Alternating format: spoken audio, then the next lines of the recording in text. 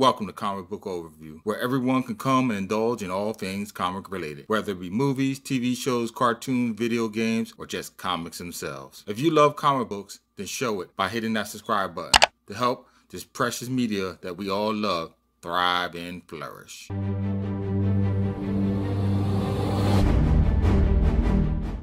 Let me start out this video by saying I love the character Batman, but that is nothing unique.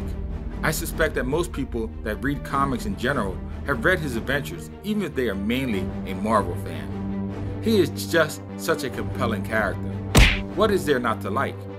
But after reading these 3 issues, it dawned on me that maybe, just maybe, we read the comics as much for the villains as we do the Dark Knight himself. Because in the Topa story arc that runs 3 issues of Detective Comics, I was just as interested in the 2 demons, Mahakala and Etrigan, as I was in the Batman. This is what I suspect the secret to Bat's long-running success is. Fascinating enemies that match the Bat's unshakable resolve.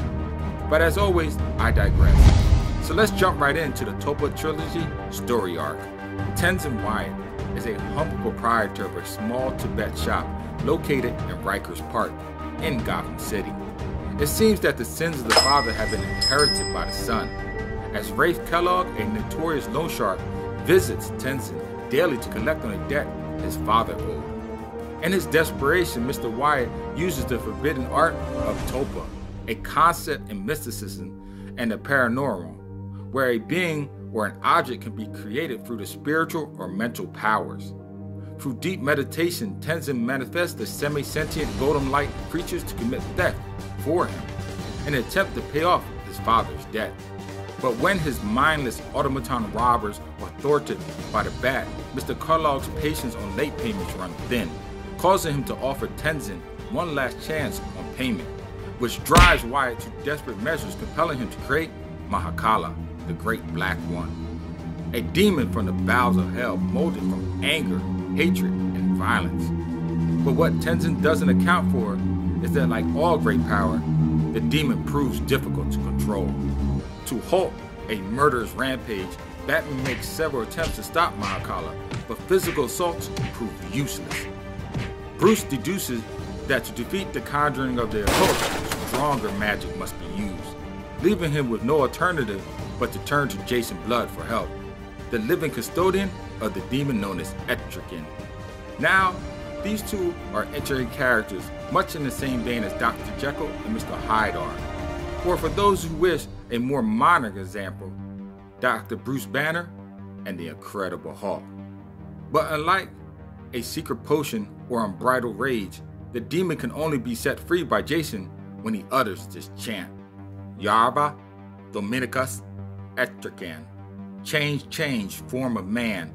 Free the prince, forever damned. Free the might from fleshly mire. Boil the blood in a heart of fire. Gone, gone, form of man. Rise the demon, Etrigan. By speaking this mystical chant aloud, Jason now releases yet another demon for the Bat to contest with, instead of just one. But you know what they say, the enemy of my enemy is my friend. But will Etrigan fight Mahakala? And if he defeats him, will Etrigan just turn back quietly to Jason Blood and let things return to normal? You will have to read this comic yourself to find out. Reading this story is just plain fun, and seeing Etrigan again reminded me of just how much Jack Kirby contributed to the comic industry as a whole, and not just to Marvel. With this said, I give this story a 3.5 out of 5. A pretty good read. Post your thoughts on the story on the comments below. Check out my YouTube channel for other videos like this one, and tap that bell icon on your way out. Oh yes, until next time, keep reading, my friends.